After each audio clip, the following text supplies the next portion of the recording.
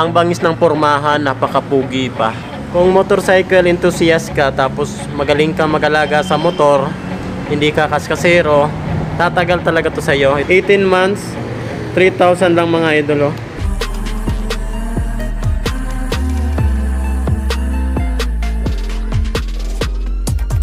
So yan mga idol, what's up? Chris Ride Motovlog nga po pala. For today's, nandito ngayon tayo sa Motorstar.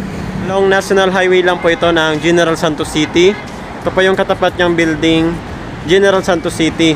So ayan mga idol, meron ako dito nakita mas maganda pa sa Yamaha NMAX.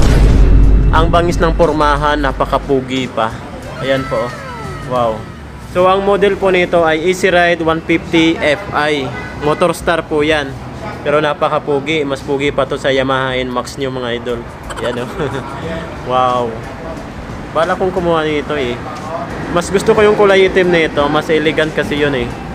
So alamin natin yung specs, features, and price nila dito. So tara.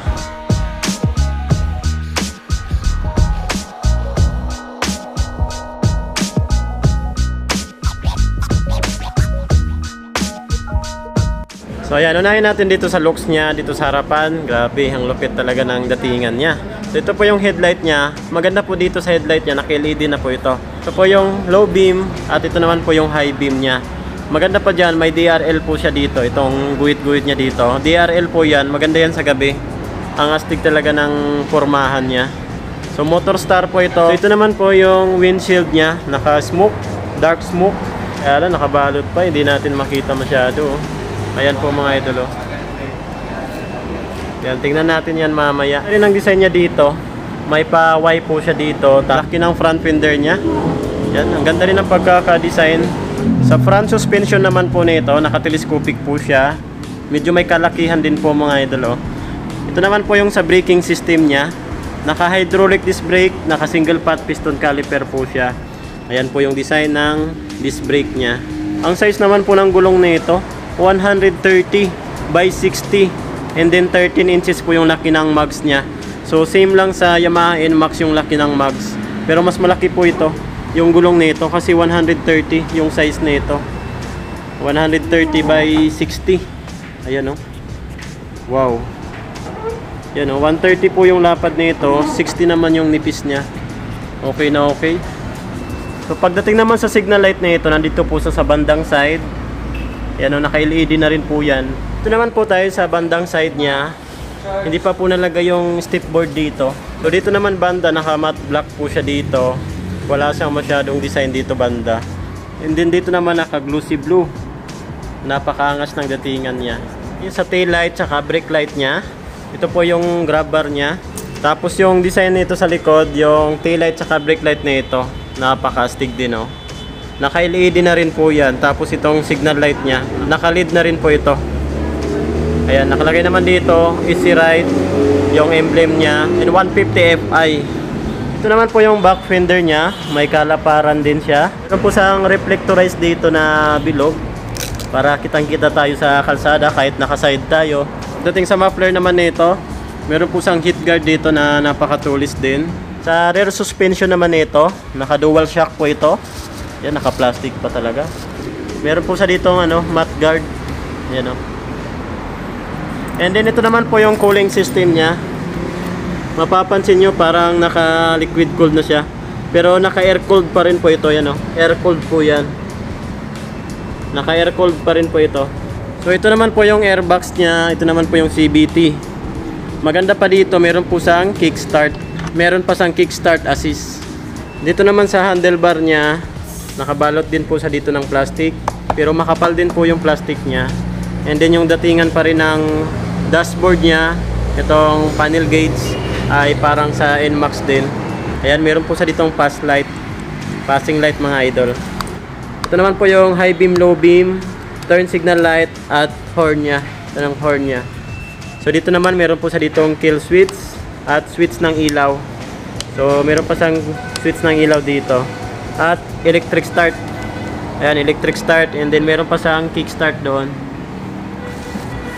Ayan, meron pa siyang kickstart dito. So dito naman sa bandang baba, nandito po yung ignition niya.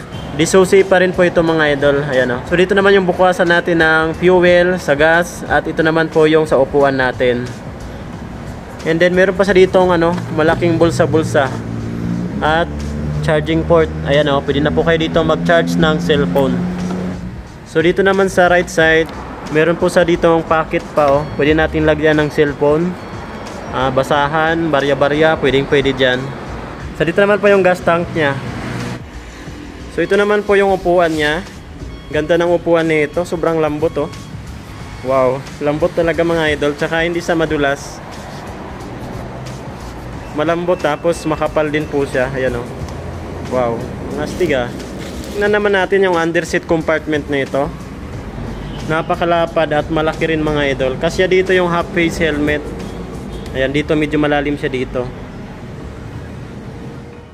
Alamin naman natin yung updated price nila dito. Si Ride 150 Fi, SRP po nila dito ay 78,000. Ayan po, 78,000.